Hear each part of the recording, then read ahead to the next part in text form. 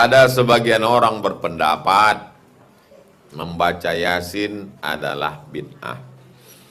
Yasin itu apakah Quran? Apa hukum baca Quran? Iqra'ul Quran, dalam Quran, faqra'u ma tayassara minal Quran, bacalah Quran.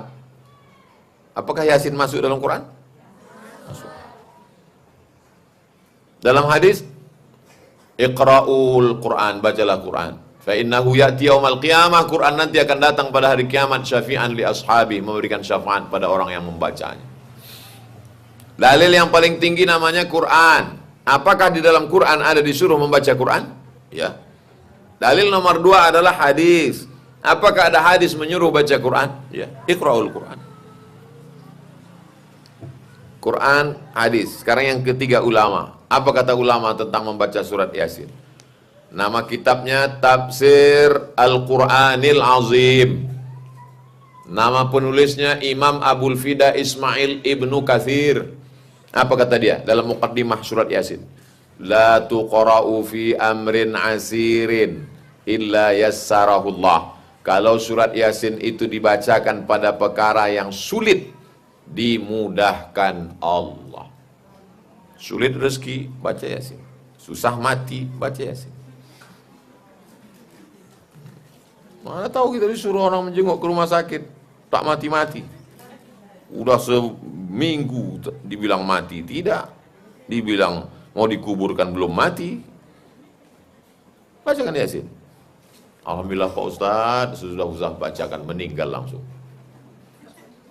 Dimudahkan Allah SWT. 2 gendang ya, kalau tak sehat, mati. Usaha rezeki, bacakan Yasin.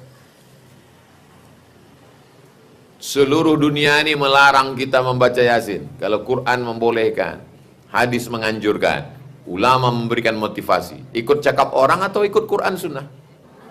Ikut Quran sunnah. Oh, ikut cakap orang. Kalau kita ikut cakap orang nih, oh, gila kita dibuat orang. Sujud sajadah itu apa Pak Ustadz? Sujud itu namanya sujud tilawah. Nama sujudnya sujud tilawah. Ketika membaca ayat sajadah. 15 titik dalam Quran. Ketika dibaca ayat itu, pas sedang baca, walaupun tidak sedang sholat, langsung sujud. Saya sedang transit di Bangkok. Bangkok itu ibu kota Thailand. Pas sedang transit di Bangkok, di samping saya ada orang Mesir. Dia baca Quran. Orang Mesir itu kalau nunggu pesawat baca Quran. Pas lewat ayat sajadah, sujud dia langsung. Allah Akbar. Menengok semua orang Bangkok. Kalau kebetulan ayatnya dibaca imam sedang sholat, maka imam tu sujud. Makmumnya ikut apa tidak? Ikut. Ju'ilal imamu liyutamma bi. Imam itu untuk diikuti, bukan untuk dilawan. Kalau dilawan imam itu namanya makmum oposisi. Kalau kebetulan sedang di masjid baca Quran, yang membaca itu sujud, yang mendengar terserah. Kalau mau sujud, sujud. Sunnah, baik. Apa yang dibaca? Sajada wajhiya lilladzi khalaqahu wa sawwarahu wa syaqqa sam'ahu wa afdatahu biquwwatihi wa haulihi wa quwwatihi bi qadratihi fatabarakallahu ahsanul khaliqin. Tak hafal saya Pak Ustaz. Subhana rabbiyal a'la wa bihamdi. Subhana rabbiyal a'la wa bihamdi. Jangan kuat-kuat. Nanti tahu kawan sebelah. Tak hafal kau ya. Jelas? Solat witir itu artinya penutup Pak Ustaz. Kalau setelah Isya kita lakukan, solat malam kita nanti bagaimana Pak Ustaz? Siapa yang bilang solat witir itu solat penutup? Witir itu artinya ganjil. Wal fajr, walayalin ashr, wasyaf'i, wal watr. Syafa' artinya genap. Witir artinya ganjil. Memang ada hadis kata Nabi, ij'alu akhira salatikumul laila al-witra. Jadikanlah solat terakhir kamu di waktu malam itu adalah witir. Tapi itu bukan perintah, itu anjuran. Yang paling bagus, sholat witirnya di ujung. Tapi kalau ada orang sholat witir di awal, hukumnya boleh. Karena ada dalilnya. Yang tak boleh itu kita buat tak ada dalil. Kau kenapa buat itu tadi? Suka aku lah, aku mau ibadah, apa kau urus-urus aku? Tak bisa, karena ada aturannya. Tentang sholat witir di awal malam setelah isya sebelum tidur, pernah tak ibu mendengar hadisnya? Sholat witir setelah isya sebelum tidur di awal malam, pernah tak dengar hadisnya? Itulah yang kita baca tadi. Kemana ibu bapak semua? Kemana kalian waktu kubaca itu tadi? Jangan-jangan semua jamaah ini udah pulang. Yang di depan ini jin semua. Nah, itu yang kubaca tadi 183, 186. Nabi berpesan kepadaku. Siapa tadi itu? Siapa aku? Abu Hurairah. Katanya jangan tinggalkan puasa 3 hari dalam sebulan. 13, 14, 15. Jangan tinggalkan rakaat duha. Jangan tinggalkan witir sebelum tidur.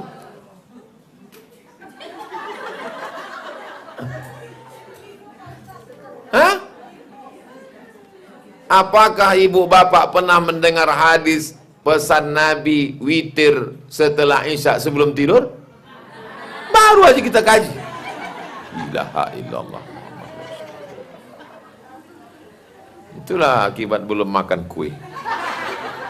Ini pikiran tuh fokus dia ke kue. Jelas?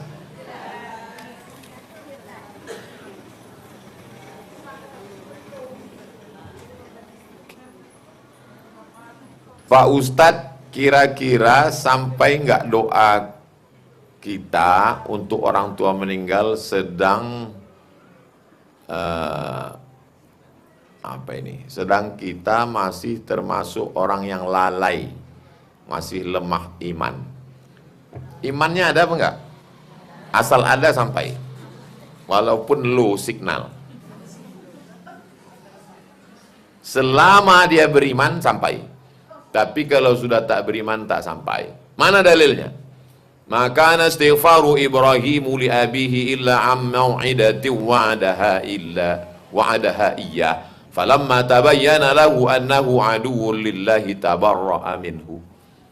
Nabi Ibrahim tidak boleh memintakan ampun mendoakan ayahnya karena ayahnya beda server. Tak Islam.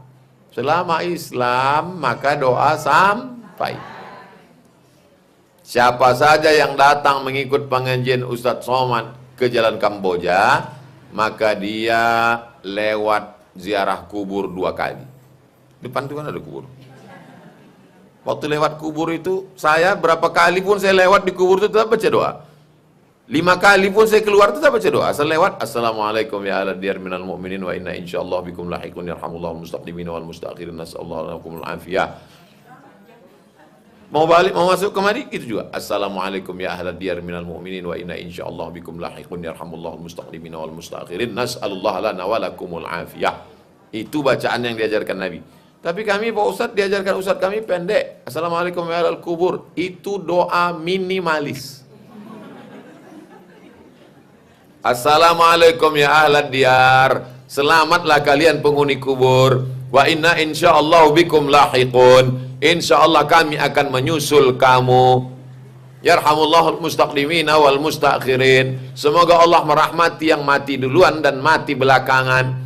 Nas'alullah lana wa lakumul afiyah. Semoga kami dan kamu dapat kebaikan. Tak ada keluarga saya di situ. Apakah sampai doa saya itu ke mereka? Kok tahu ibu sampai? Pernah rupanya ibu jalan-jalan ke sana. Kok tahu ibu doa saya itu sampai? Karena diajarkan Nabi. Tak percaya sama Nabi kafir, masuk neraka. Saya minta doakan kakak saya lekas sembuh. Nanti di akhir majelis kita baca doa. Mau tanya di luar tema Pak Ustadz. Bagaimana perhitungan besarnya zakat uang harus dikeluarkan untuk rumah saya tinggali saat ini. Punya mobil, harganya 500 juta. Sebetulnya 500 lebih, tapi kita kedua-dua kenal lama, 500 aja lah. Ada tak zakatnya mobil itu? Mobil itu ada zakatnya? Mana ada zakatnya? Mobil itu ada zakatnya. Punya rumah tipe 36, 150 juta. Ada zakatnya? Tak ada zakatnya. Zakat itu ada pada tabungan yang disimpan selama 1 tahun tak berkurang. Batasnya 85 gram emas. 1 gram emas 1 juta. Sebetulnya 1 juta lebih, tapi karena kita udah lama kenal 1 juta aja lah. 85 gram kali 1 juta sama dengan 85 juta. Ibu punya tabungan 100 juta. Amin. Dari bunyi aminnya macam tak yakin. Ibu punya uang tabungan 100 juta. Amin. 100 juta ini apakah sudah kena zakat atau belum? Dari mana bilang udah? Tadi Ustadz bilang kan ambang batasnya 85. Ini kan 100. Ustadz jangan ngetes-ngetes kami terus. Nanti naik darah tinggi kami nih. Maka disimpan dari mulai 12 Rabiul Awal tahun lalu. Sekarang 12 Rabiul Awal bulan Maulid. 1 tahun disimpan lewat 85 gram kepemilikan penuh. Kepemilikan penuh, bukan utang. Disimpan selama 1 tahun bulan Hijriah, Muharram Safar. Jumlahnya lewat 85 gram sama dengan 80 juta untuk hitungan sekarang. Maka wajib keluar zakatnya 2,5%. Berapakah 2,5% dari 100 juta? 2,5 juta. Kalau 100 juta 2,5 juta. Kalau 1 miliar 25 juta. Mudah-mudahan tabungan ibu 1 miliar. Keluar zakat 25 juta. Jelas? Mobil tak ada zakatnya, motor tak ada zakatnya. Kecuali kalau ibu bisnis jual beli mobil. Itu lain. Tapi kalau mobil yang dipakai, tak ada zakatnya. Rumah, tak ada zakat. Ustadz, saya mau tahajud, tapi tak ada pakai tidur. Apakah itu tahajud namanya? Dari mulai habis isya jam 8 sampai azan subuh jam 5, itu namanya qiyamul lail. Kalau pakai tidur namanya tahajud. Kebetulan ibu tidurnya jam 1. Saya tidur jam 1 Pak Ustadz. Ibu kerja? Enggak. Terus nonton drama Korea. Sebelum tidur takut saya ketinggalan azan subuh, jadi saya sholat dulu. Apa namanya? Qiyamul lail. Qiyam artinya tegak di waktu malam. Saya sholat qiyamul lail. Usolli sunnat qiyamil lail. Tapi kalau pakai tidur dulu, tadi kebetulan pas iklan tuh saya ada tertidur sedikit Pak Ustaz. Namanya tahajud. Dan saya sholatnya pas iklan tuh lah Pak Ustaz. Ada orang gitu, nonton, pas iklan, wudu. Iklan lagi, sholat.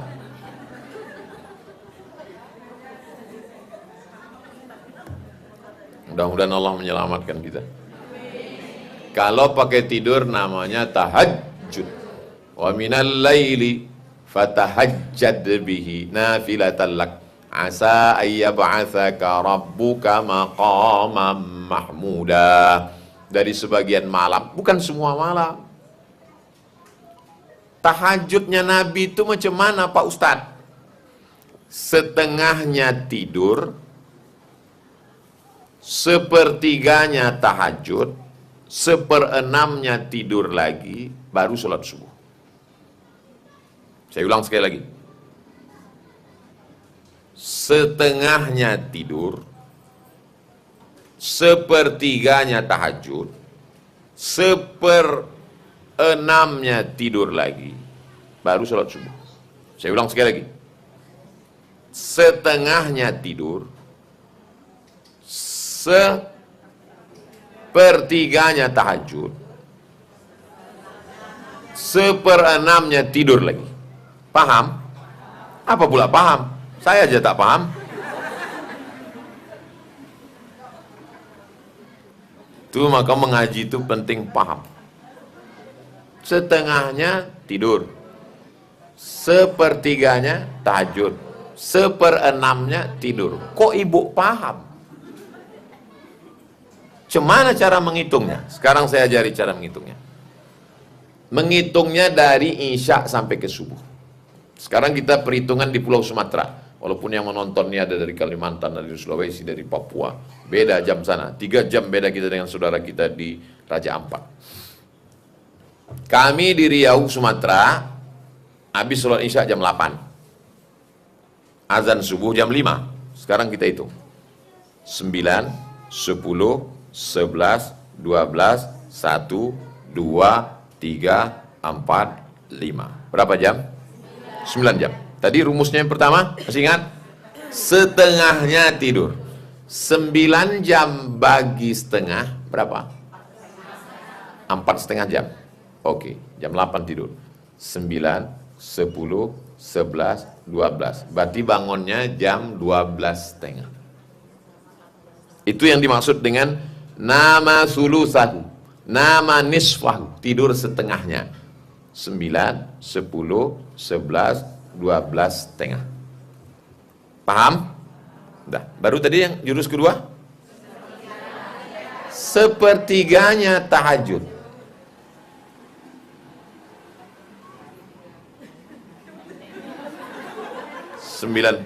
Berapa nih? 9 jam. 9 jam. Sepertiganya berapa?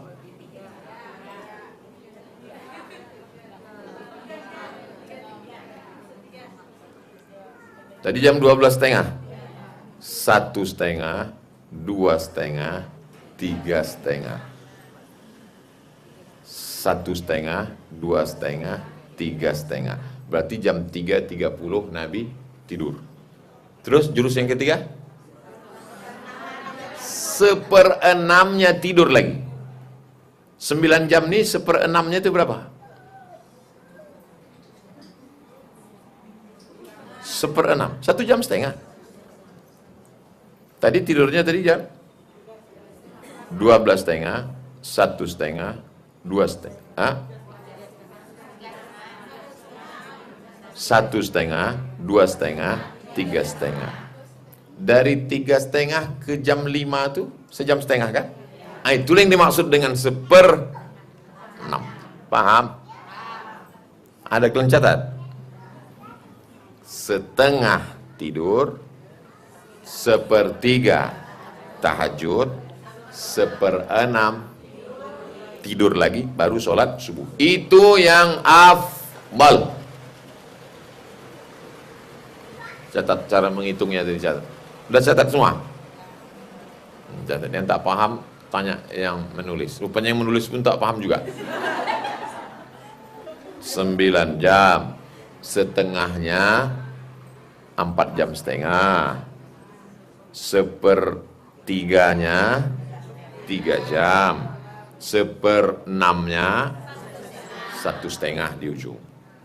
4,5 jam tidur, 3 jam, baru 1,5. Itulah makna hadis Nabi, cara pembagian malam. Ustaz, apa arti mimpi saya? Sudah 5 kali saya mimpi jumpa dengan Ustaz. Kalau kita jumpa mimpi ulama, kata Imam Ibnu Sirin, artinya kita sama dengan ajaran dia sesama ahlus sunnah wal jamaah. Karena ulama itu adalah pewaris para nabi. Ustadz dulu termasuk orang awam masalah agama ini. Saya dulu awam, tapi saya sering nonton Ustadz. Lama-lama saya banyak tahu tentang agama ini. Bagaimana pendapat Ustadz tentang ilmu saya ini hanya dengan cara melihat YouTube? Menonton YouTube, kalau Ustadznya ada di dunia ini, Ustadznya ada, maka kita ambil ilmunya dari YouTube, sah. Saya sudah ijazahkan semua ceramah, semua hadis, semua riwayat, sama doa, semua buku-buku, semua sudah saya ijazahkan. Jadi syaratnya pertama dia mesti Ustadz Ahlus Sunnah wal Jamaah dan dia ada di dunia ini. Ustadz Abdul Somadnya ada tak di dunia ini? Ada. Ada orang yang di YouTube itu ada di YouTube tapi tak ada di dunia, ada tak? Ada, Jarjit. Saya bolak balik ke Malaysia tak ada jumpa Meme, tak ada Jarjit, tak ada Bang Saleh, Upin Ipin, sampai sekarang belum jumpa lagi. Ada dia di YouTube tapi tak ada di dunia ini. Jadi selama ustadznya ada di dunia ini, Ustadz Adi Hidayat ada, Gus Baha ada, Ustadz Arifin Ilham Allah maghfirlah warhamhu ada, Buya Yahya ada, Ustadz Idrus Ramli ada. Selama dia ada di dunia dan dia Ahlus Sunnah wal Jamaah, maka kita ambil ilmunya. Paham? Saran saya kepada ulama yang Indonesia, khusus kepada Tuan Guru, waktu ada pengajian tabligh akbar jangan lupa untuk menyampaikan cara berwudu dan cara sholat yang benar. Sebab masih banyak orang awam yang hanya sholatnya ingin memenuhi kebutuhan saja. Mana sholat benar? Coba tulis cara mencari video Ustaz Somad, tutorial cara mencari video. Oke, cara wudu, tulis Somad wudu. Tulis ya, kita tes ya. Somad wudu, uas wudu. Kalau payah nulis Somad uas, uas wudu. Takkan keluar nasi wudu.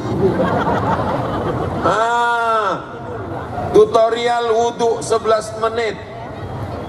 Dari mulai kumur-kumur sampai basuh kaki. Tontonkan ke anak. Nah, begini cara wudu. Nah, wudu. Cara sholat, buat uas sholat. Terserah, uas apa? Mau nyari aliran sesat, buat uas sesat. Ada nanti dibahasnya aliran sesat. Uas sholat. 6,6 juta 3 tahun yang lalu. Wah, macam Allah, merinding. Apa pula merinding ini? Perbaiki sholatmu, Allah akan perbaiki hidupmu. Begitu cara mencarinya. Apapun yang mau kita cari di YouTube, alhamdulillah ada. Jangan lupa tonton terus, subscribe, like, share, and comment. Kami dari Sanggar Dakwah SMA Negeri 1 Tapung Hilir ingin minta sesuatu kenangan dari Ustadz. Sanggar dakwah kami belum memiliki nama. Untuk itu mohon kiranya Ustadz bisa memberi nama untuk sanggar dakwah kami. Nama sanggar dakwahnya Kuntum Khaira Ummah. Kamu adalah umat yang terbaik. Kuntum Khaira Ummah. 3, bisa buat yayasan. Karena mendaftar di Menkumham mesti ada 3. Kuntum Khaira Ummah. Kamu adalah umat yang terbaik. Izin tanya Pak Kiai, dalam satu desa ada lembaga yang ngurus dana kurban 12 kelompok. Satu kelompok 7 orang. Satu orang 1 tahun terkumpul 2.400.000. Jadi kalau dikalikan 2.400.000 kali 7 orang 16.800.000. 16.800.000 kali 12 201.600.000. Harga sapi per ekor berkisar 18 juta, 16 juta, 15 juta. Pertanyaannya, bolehkah uang 201.600.000 itu dibelikan sapi 12 ekor dengan harga sapi yang berbeda-beda? Jadi intinya uang per kelompok tersebut saling menutupi harga sapi yang ada. Lihat pada akadnya. Makanya akad di awal. Beda antara zina dengan nikah itu pada akadnya. Mohon maaf, beribu maaf. Beda antara akad konvensional dengan syariah itu pada akadnya. Saya serahkan uang berapa tadi? Saya serahkan uang 2.400.000 untuk membeli hewan kurban, lebih kurangnya untuk biaya operasional tunai sah. Jadi sisanya itu dipakainya lah untuk menutupi, untuk beli golok, untuk beli tali, untuk sewa petugas jaga malam, untuk tukang ngangon cari rumput, untuk yang lain-lain. Nah, karena akadnya dari awal. Tapi kalau akadnya saya bayarkan 2.400.000 untuk kurban, ternyata berlebih, lebihnya mesti dibalikkan. Maka tengok pada akadnya. Demikian. Maka saya anjurkan untuk tahun akan datang akad kurban itu bunyinya begini. Saya serahkan 2.400.000 untuk kurban dan biaya operasional tunai sah. Jadi kalau ada berlebih bisa dipakai untuk menutupi ini, untuk biaya operasional dan lain-lain sebagainya.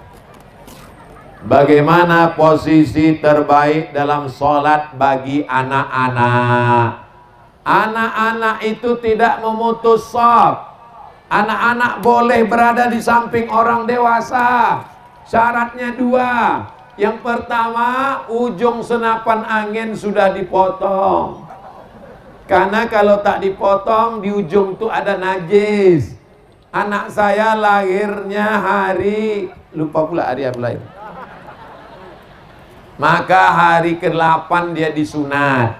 Disunat di hari ke-8. Anak Ustadz Al-Nob disunat hari ke-3. Pakai program namanya Sunatron. Sunat anak Anda dengan program Sunatron. Tidak pakai celana. Sunat pagi sore, bisa akad nikah. Saking kan hebatnya Sunatron.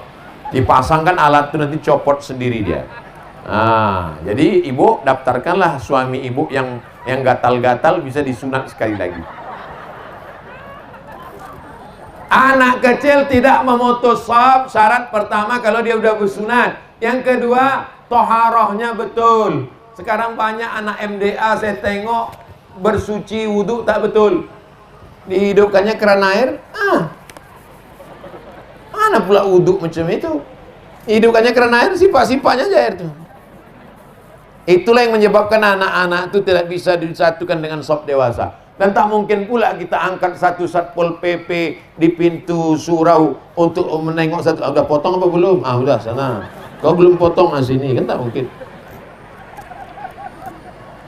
Jadi kalau ditanya bolehkah anak-anak berada di shaf orang dewasa? Boleh, kalau cukup dua syarat. Sudah berkhitan dan dia bersih toharohnya. Tapi kalau dia masih nyangkut di dua, maka jalan keluar anak-anak dibuatkan shaf khusus di belakang. Masalahnya Pak Ustadz, kalau anak-anak ini dibuat shaf khusus di belakang, ributnya minta ampun. Tidak ribut, dijamin tidak ribut. Saya sudah nengok di Masjid Agung An-Nur, tidak ribut. Kenapa? Diangkat satu orang pakai jubah hijau, pakai rotan.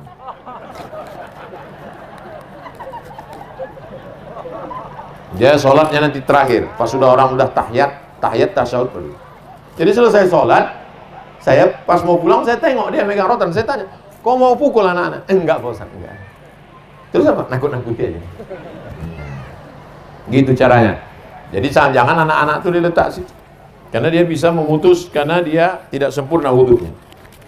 Berikutnya, bolehkah dalam sholat berjamaah orang dewasa bersebelahan dengan anak-anak yang belum balik? Boleh kalau cukup dua syarat tadi. Tapi kalau tidak, maka baiknya anak-anak dibuatkan shaf khusus di belakang.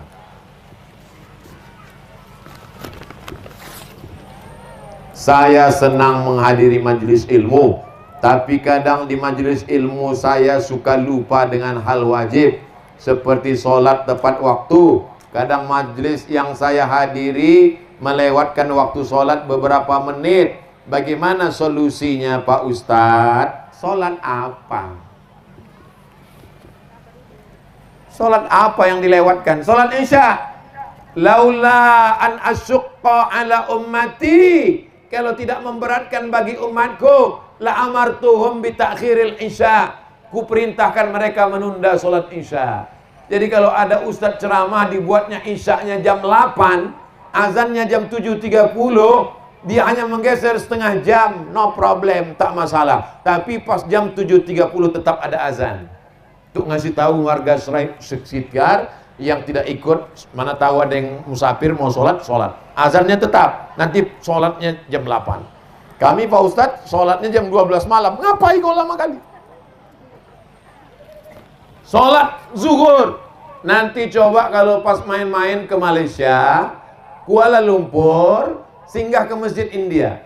Masjid India itu azan zuhur 1 jam setelah itu baru sholat. Kenapa? Karena menurut mazhab Hanafi, sholat itu dilaksanakan ketika sudah matahari redup. Tapi jangan gara-gara ini nanti sholatnya 1 jam terus. Jangan ceramah saya ini dijadikan pembenaran. Abang tak sholat bang? Kata Ustaz Somad, boleh sejam setelah. Ini kan syaratnya ada pengajian. Makkah Madinah, setelah azan, berapa lama baru iqamat? 30 menit, kecuali maghrib. Maghrib agak cepat sedikit, karena waktunya pendek. Adapun yang lain 30 menit. Menunggu jamaah semua ramai datang.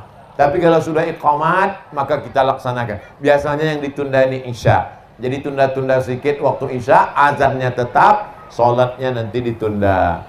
Nah ini tentang masalah pengajian.